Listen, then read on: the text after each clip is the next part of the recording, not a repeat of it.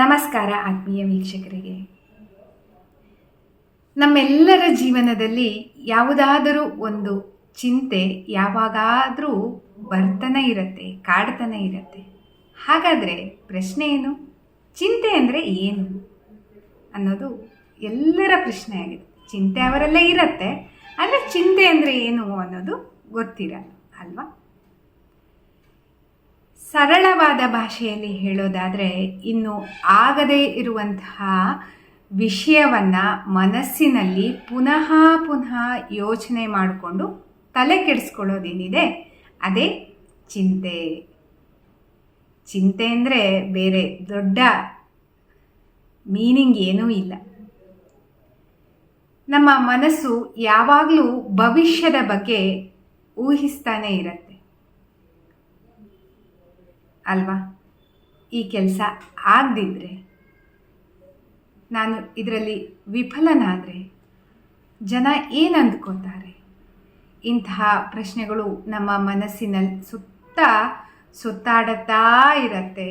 ಅದು ನಮಗೆ ಚುಚ್ಚಿ ಚುಚ್ಚಿ ನಮ್ಮನ್ನು ಕುಕ್ಕತ್ತೆ.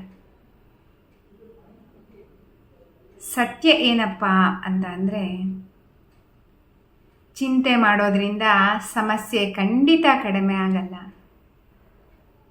ಚಿಂತೆ ಮಾಡೋದ್ರಿಂದ ಮನಸ್ಸಿನಲ್ಲಿರುವಂತಹ ಶಾಂತಿ ಕಳೆದು ಹೋಗುತ್ತೆ.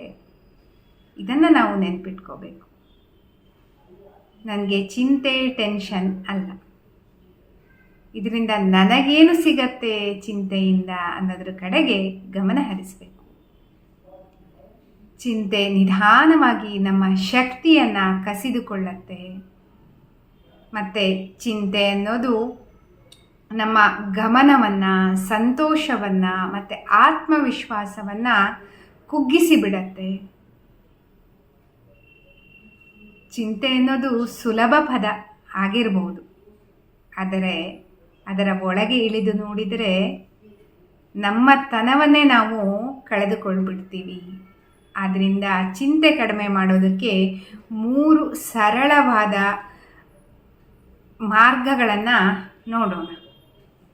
ನಮ್ಮನ್ನು ನಾವು ಮೊದಲು ಗಮನಿಸ್ಕೋಬೇಕು, ಇದು ಮೊದಲನೇದು. ಎರಡನೇದು ಅಂತ ಅಂದರೆ, ಸಮಸ್ಯೆಗೆ ಪರಿಹಾರವನ್ನು ಹುಡುಕಬೇಕು. ಎಲ್ಲ ಸಮಸ್ಯೆಗಳು ಪರಿಹಾರ ಇರುತ್ತೆ, ಅದನ್ನು ಹುಡುಕಬೇಕು ಅಷ್ಟೇ.